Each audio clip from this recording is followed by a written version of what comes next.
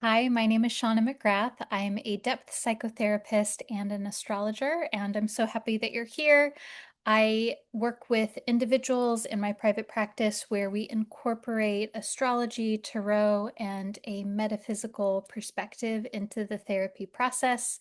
And this is my podcast where I offer educational information on astrology, tarot, metaphysics and archetypal and depth psychology. And today I wanted to share with you my thoughts about how we can conceptualize a birth chart, both literally what is a birth chart, what are all of the concepts and things to keep in mind when we're thinking or talking about a birth chart, and how we conceptualize a birth chart from a depth psychological perspective. And then finally, why I think it's so meaningful to work with a birth chart as well. So, very excited to get into this with you today. I do want to let you know also that I am teaching a Chiron course this September, and I would absolutely love for you to join me. It's a 9-week online course. You are welcome to attend live every single week or to take the course as a recorded course and follow along, or just take it in your own pacing. And we'll be talking about Chiron as a mythic figure, doing a depth psychological analysis of the myth, and then also looking at the astrology and how the myth informs our understanding of Chiron astrologically and how we can understand Chiron in the birth chart and by transits, and how Chiron informs our understanding of more than just the wounded healer archetype. Healing is a large component of Chiron, but there's much more to the myth, and there's more nuance there. And so I'm really excited to share that with you. You can find out more information on that on my website, theastropsyche.com. And again, would love to have you there. So, how do we conceptualize a birth chart? Um, I want to say also some of this, depending on where you're at, might go over your head. It might sort of it might not land. And I'm going to throw a lot of information at you, and we're going to trust that you're absorbing what you need to absorb consciously in the moment. And we also trust that your psyche, your unconscious, is hearing everything, and then it's going to filter in at the moment that it needs to. So, um, a birth chart literally is a symbolic map of the exact time and place that you were born. So your birthday, your birth time, and the location where you were born. And this is based on the idea that time and place have an archetypal quality, that there is a quality to time, and that if someone is born during a snowstorm in the middle of winter, for example, that has an impact on their psyche. And so we take this image of the birth chart to inform a person being of the time and place that they were born, and also an expression of the time and place that they were born. There's this idea that we have a psyche and that we are a part of psyche. So there is this, it's very, the way that I conceptualize this, it's very animistic in that we are connected and that we have our own individual personal psyche, but that our personal psyche is a part of the collective psyche, and the collective psyche is a part of us. So there's this flow back and forth. Now, the birth chart is also a symbol of psyche in that it is a symbol of our inner experiences, our thoughts, feelings, emotions, our wishes, our fears, our desires, everything, the conscious and the unconscious. And the birth chart is also a symbol of our external experiences. So the relational patterns that we have, our modes of behavior, the types of work and experiences and situations that we are drawn to and that we find ourselves in.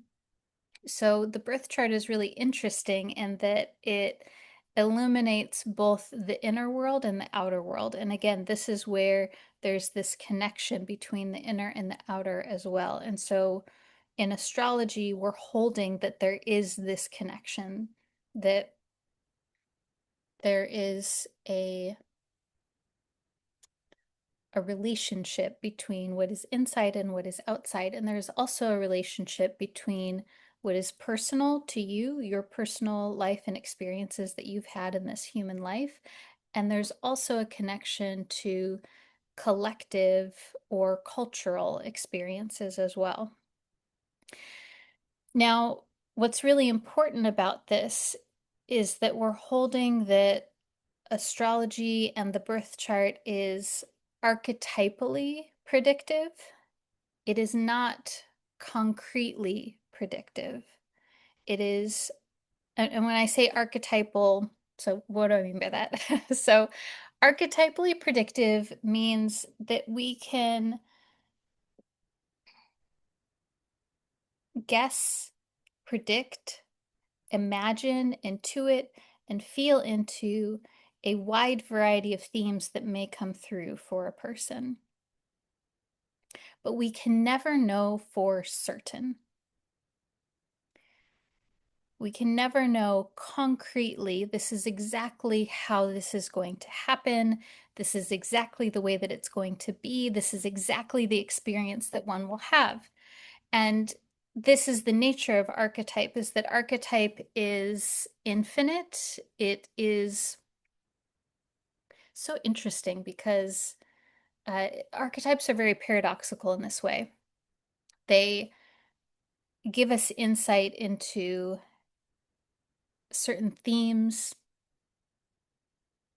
certain symbols. They're like a collection of ideas, but they can never be fully defined.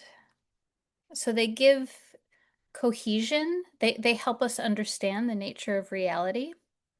They help us categorize things, but they can never entirely be pinned down to a finite definition of this is, these are all of the descriptors of this particular archetype, or these are all of the archetypes that are in existence. We really can't do that because archetypes are infinite, they're paradoxical, and this is the nature of life as well. So I also want to say this. A birth chart can exist for just about anything. A birth chart can exist for a person, an animal, such as a dog or a rabbit, any being that is born, an insect. A birth chart can exist for a place, an event, and even a question.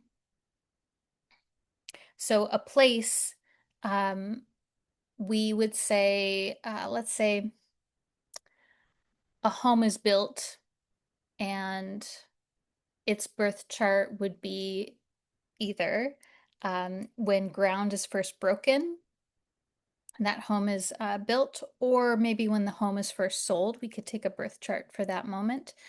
The birth chart for an event is the moment that that event begins. For example, when I teach my course, when I teach any course, I always look at the moment of the very first class, and that is the birth chart of that class. And that gives me insight into the archetypal theme and feelings and experiences, and that helps me live into the experience of that course and what is being called for through that particular experience. And a question has a birth chart. We don't call it that necessarily. Question astrology is a whole field of astrology, and that's a whole different talk. Sometimes that's called the astrology of questions or horary astrology.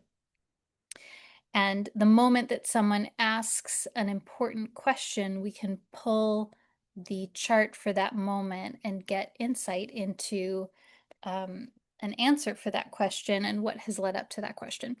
My point is, we can have a birth chart for anything. And that is really important because when we're analyzing a chart, we want to know who or what is this being. And this is another way that astrology is archetypally predictive rather than concretely predictive because it depends. The interpretation of the birth chart depends on the being that it is.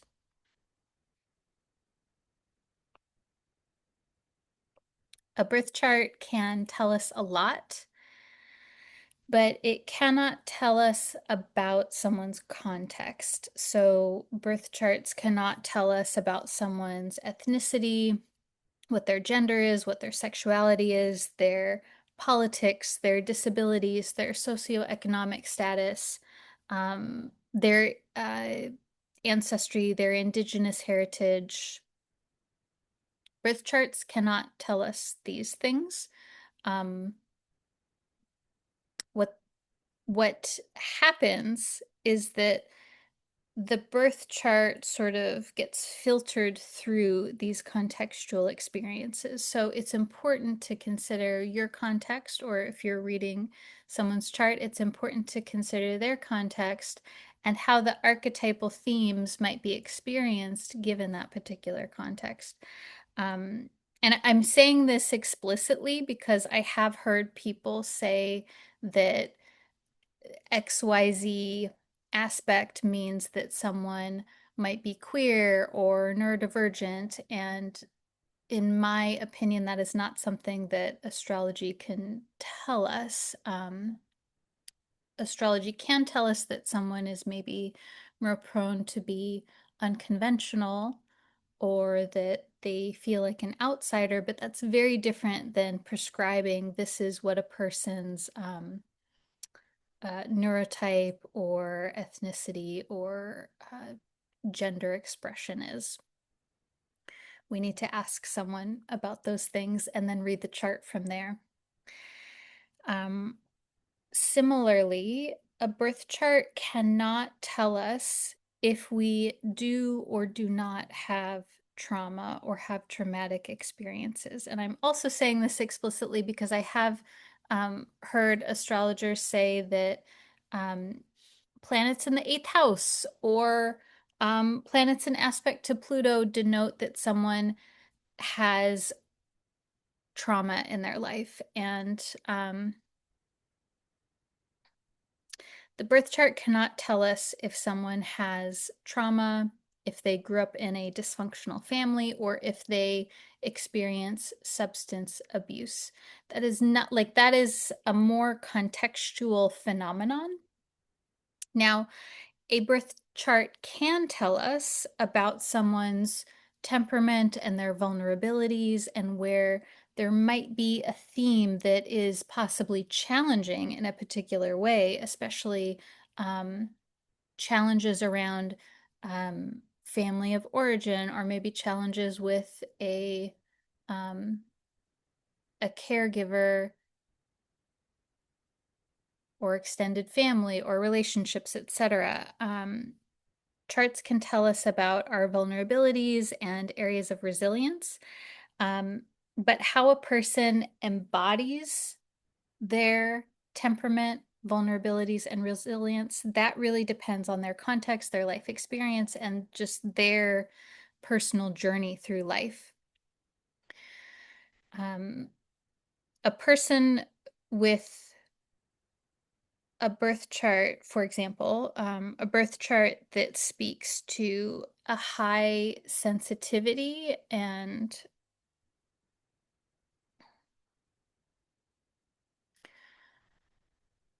a tendency to bond very deeply and to want to connect with others.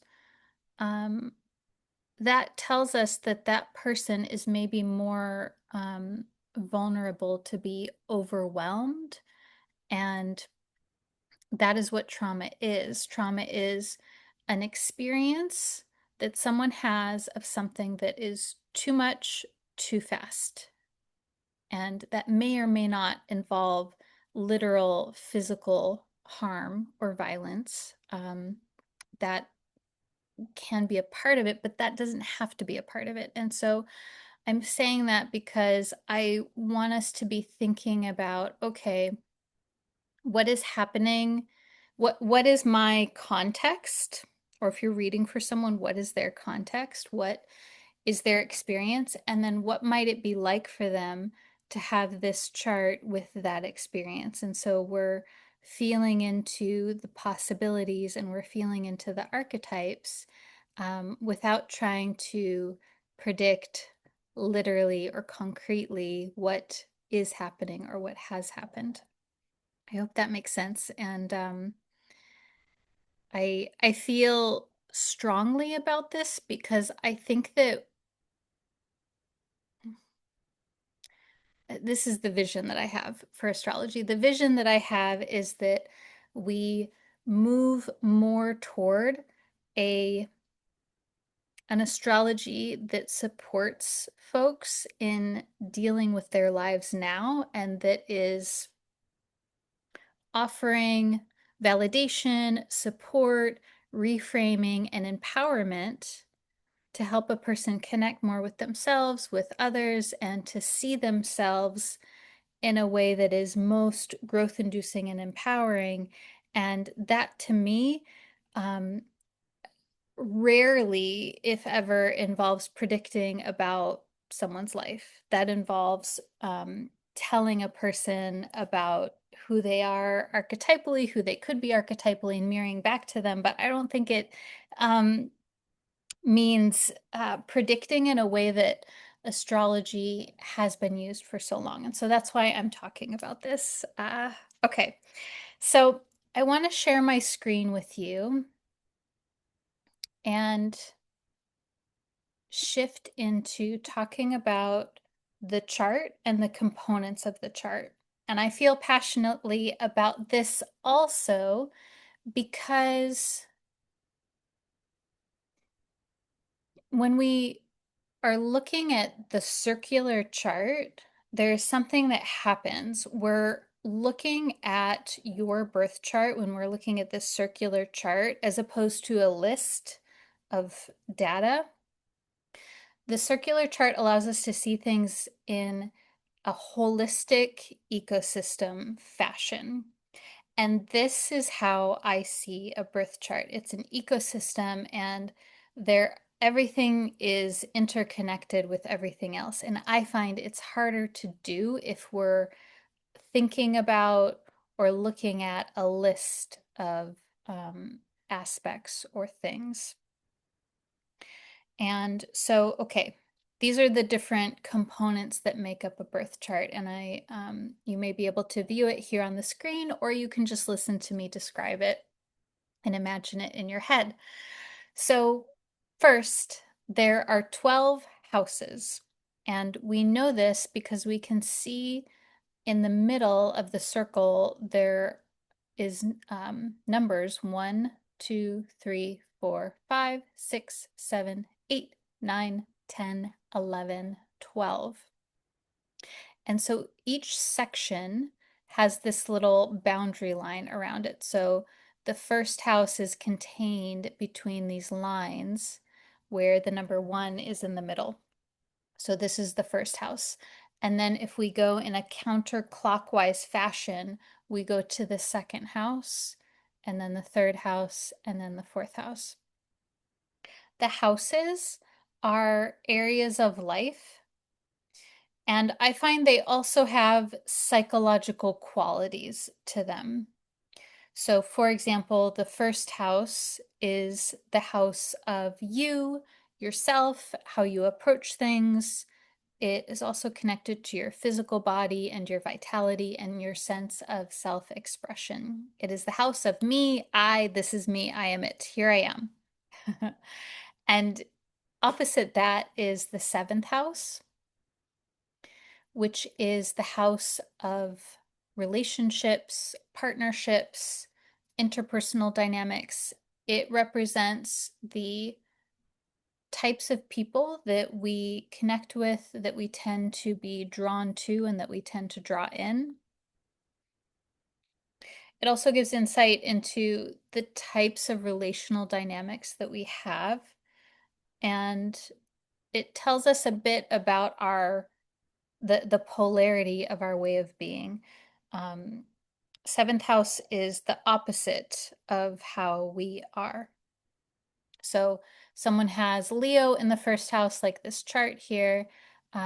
This is a personality that is very expressive and creative and motivated by the desire to be seen and heard and appreciated and to be valued for their own inner sense of expression.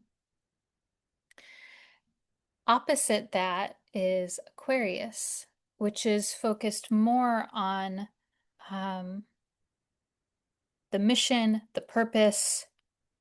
What are we doing here? How does it help everyone? There is a strong theme of humanitarian focus. Both of these signs are very interested in connecting with people, and there's a certain element of self-expression that's important here as well, but there's a going about it in different ways. And so the seventh house is always a symbol of our uh, the ways in which we can do things a bit differently that might bring more balance into our own sense of self.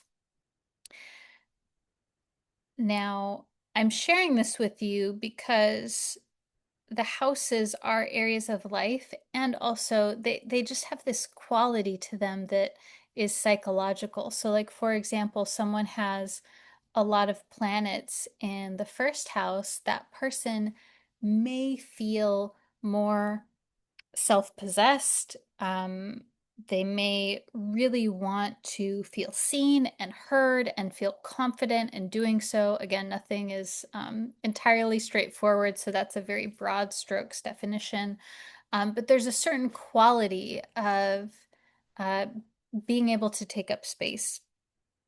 In contrast, if someone has a lot of planets in the seventh house, relationships are incredibly primary, and there might be more emphasis on connection and relationships, and that the person's sense of purpose in this life is through connection rather than through self-expression.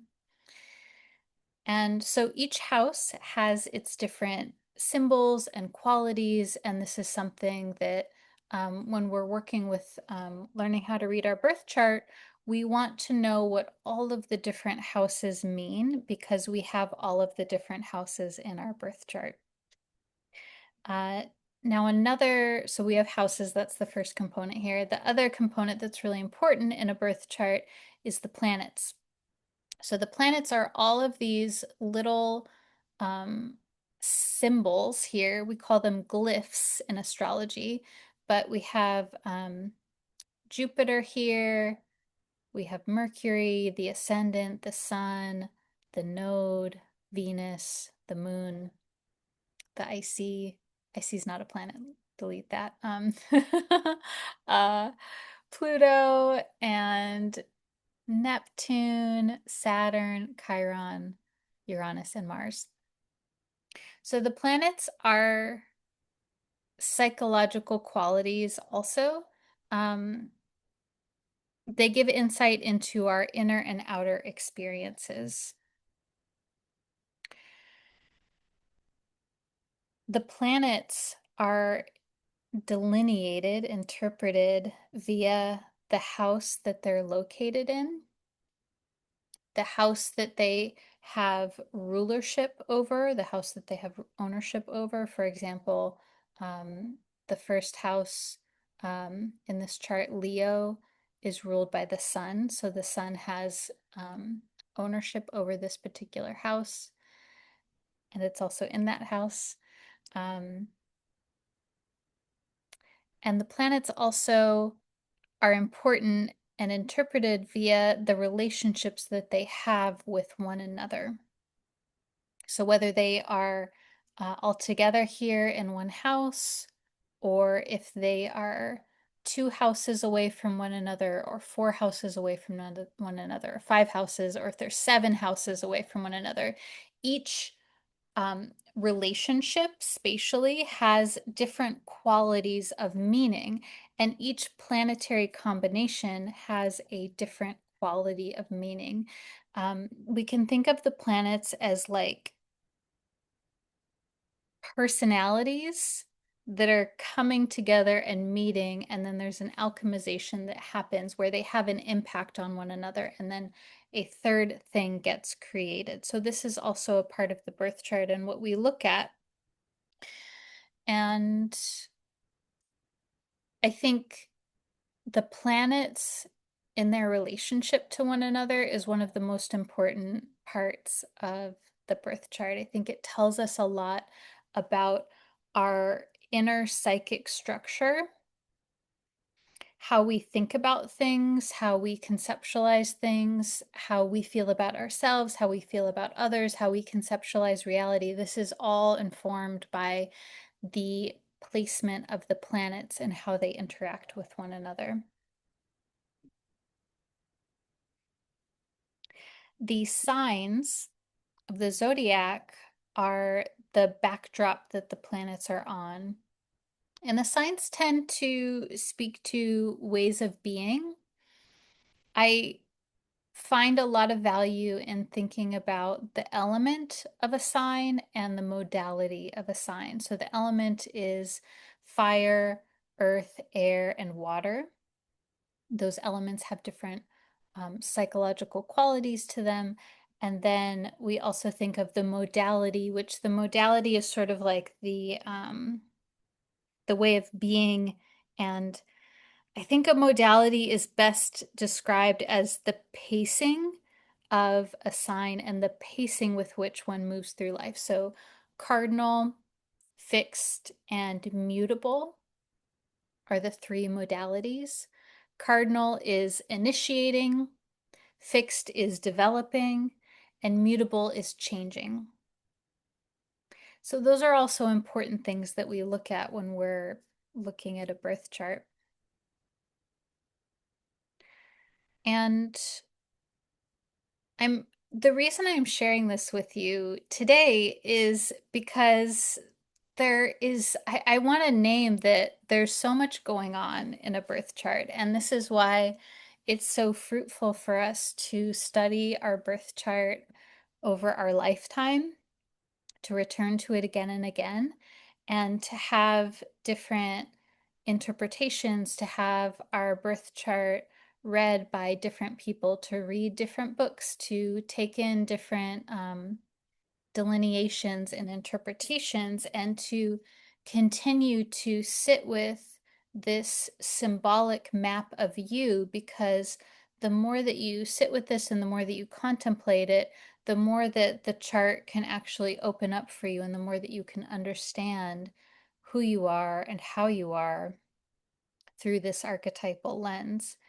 And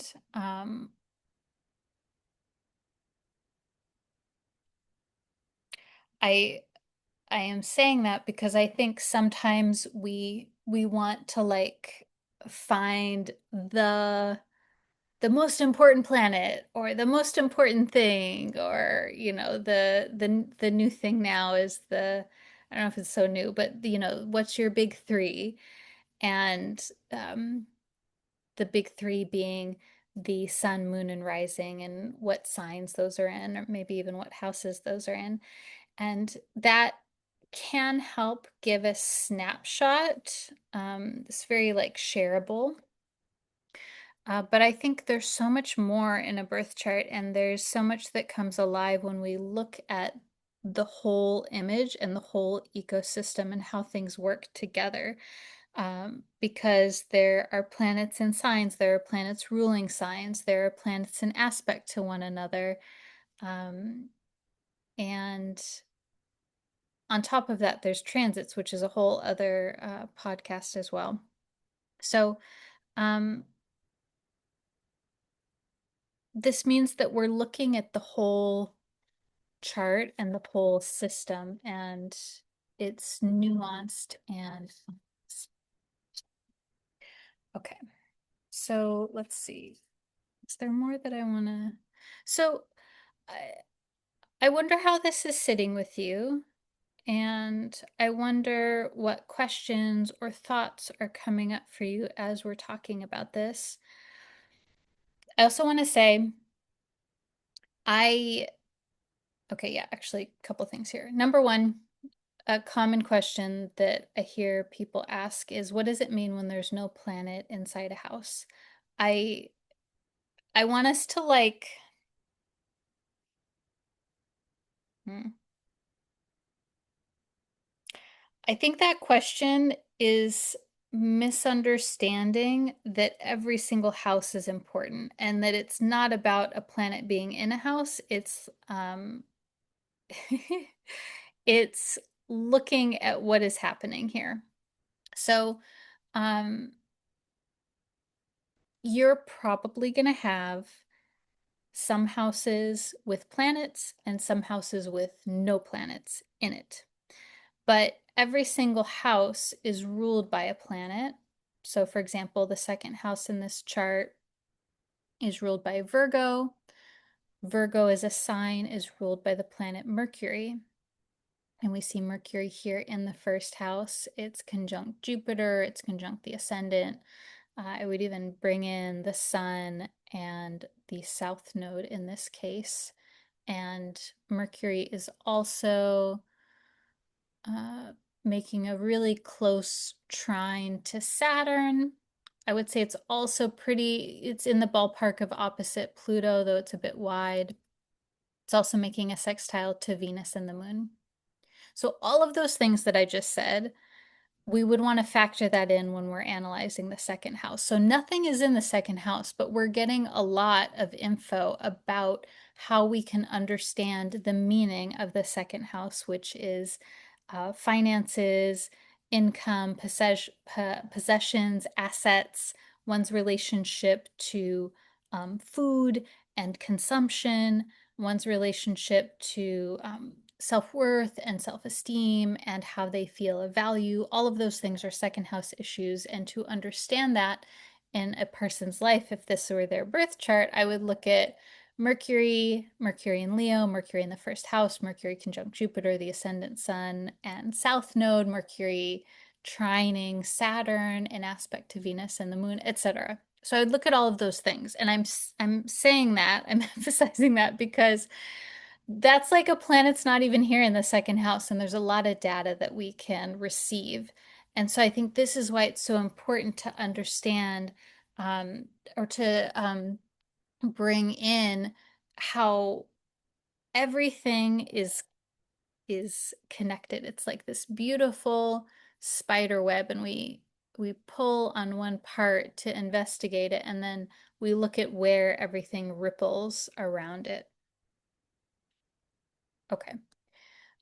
So I'm gonna stop sharing, and yeah, I wonder how this is sitting with you. I wonder what it's like for you to look at your birth chart, what feels very clear for you, what questions you have, what you find tricky.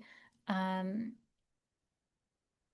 I think a big part of learning to read the birth chart is memorizing, for me at least, was memorizing the glyphs of the planets, the little symbols, and then getting a basic understanding of some of the keywords of the planets and the houses as well. So I want to also name why do we even look at our birth chart? Why do we do this? So I think we do this to understand ourselves and to understand others. At the end of the day, the birth chart helps us make sense of life. It helps us make sense of ourselves and others and events. It gives a sense of meaning and cohesion in what sometimes feels chaotic. And I find that having a sense of orientation on what is happening in one's life can be very empowering and orienting, even if there is challenge and suffering and pain. Having a sense of meaning and purpose can help us move through those experiences. I also find the birth chart helps us to explore ourselves and others and events. It helps us to investigate more deeply. Most people that are drawn to astrology are um, really trying to figure themselves out. And there is, I think this is, I'm not alone in this, there's a pull in each of us to have a spiritual experience, and people call this different things. Um, some psychologists would call this the religious function or the religious impulse, um, seeking out the divine, seeking out meaning, a desire for individuation. We call it different things, but I think all of us have a desire to know more and to go deeper into what is. And the birth chart is really beautiful because it's personal to you. It involves collective transits that you share with other people, but it's also your chart. And there is nothing that will ever change that. And you can return to yourself again and again and again anytime that you want. And that's really special. I think that looking at our charts also helps us to develop our intuition and our sense of inner knowing. There is something that astrology does. It's very interesting because it is just looking at a, an image of the sky, but it helps you tune in to what's happening in yourself and what's happening in the world around you. And that does something. I don't know how or why it does that, but it helps us to connect more with the part of us that knows, before we even know consciously. We would call this the unconscious. And at a very basic level, I find that looking at our chart can give us comfort and validation. That it can validate, ah, yes, this is what you're feeling. This is where we see it here in the chart. And there's something about that uh, mirroring that is quite magical and can help us, again, deal with situations where we maybe feel overwhelmed or we feel alone, um, we feel different. I think astrology can, looking at the birth chart in particular, can really help with these things. Okay, so I want to offer you some recommendations on how you may go about learning more about how to work with your birth chart. And um, I think, again, this is a lifelong practice and it can be a regular practice. And the more that we do it, the more that we can have a sense of confidence in being able to work with the chart. So I think number one is cultivating an attitude of curiosity and humility and kindness toward yourself or toward whoever's chart you're looking at. Um, we're not going to know everything right away, and that's okay. All that we need is curiosity and the humility to come to something that feels unknown and new, and I think that can be a part of the process. Secondly, I would learn from and get consultations from a variety of different astrologers, those who you resonate with. Um, each person who reads your chart for you is reading your chart through their lens. They're essentially reading your chart through their chart and through their own personal experiences. And so um, I think it's really important to get a variety of different perspectives on your chart. And at the end of the day, only you can, or do I feel this way? I think, uh, introspection is interesting because we do need other people to help us see ourselves. We need other people to reflect ourselves back to us. And also, um, no one is going to know you in the way that you know yourself. And so I think this is why being able to read and contemplate your own birth chart is really important. And then also to get outside perspective from others, even if you've been studying for a very long time, because we can't see ourselves entirely. So I think learning from and getting consultations, like having an astrologer actually look at your birth chart, um, can help you to understand your own chart and how they look at it and what they see there. Um, I would learn as much as you can about what the different planets mean, and you don't have to know everything. I think this is where a lot of folks get um, caught or um,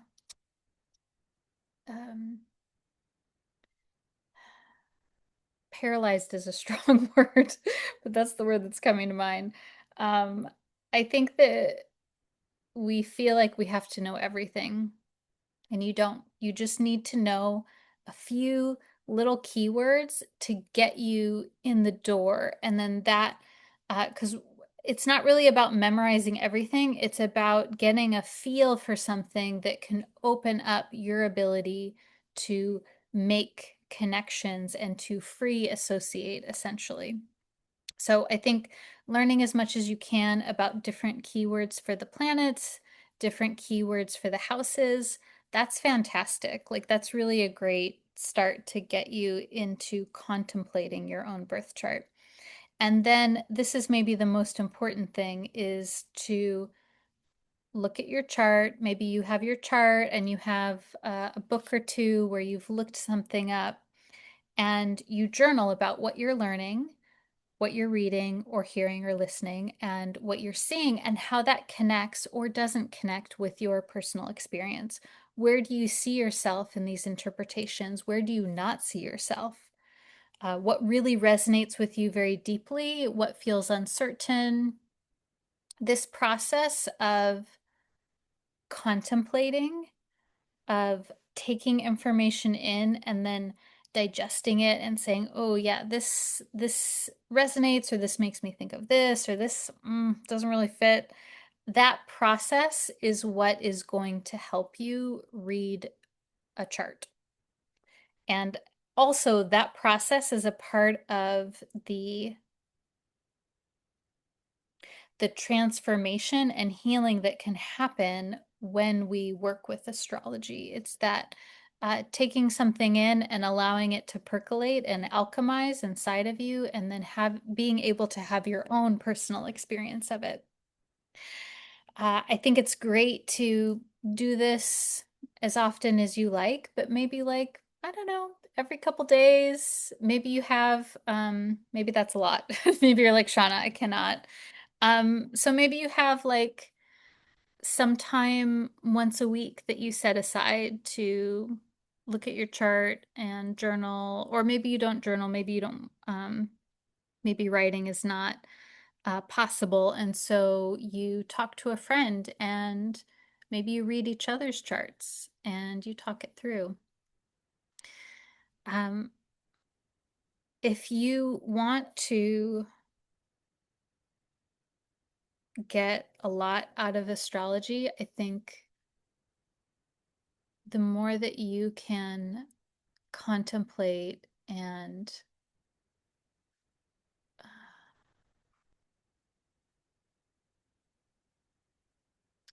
Yeah, this is the other thing. This is the last thing I'll say about this is the more that you can question what you're learning, I think that does a lot. Question what you learn and how it applies to you and your life. I think this is very important.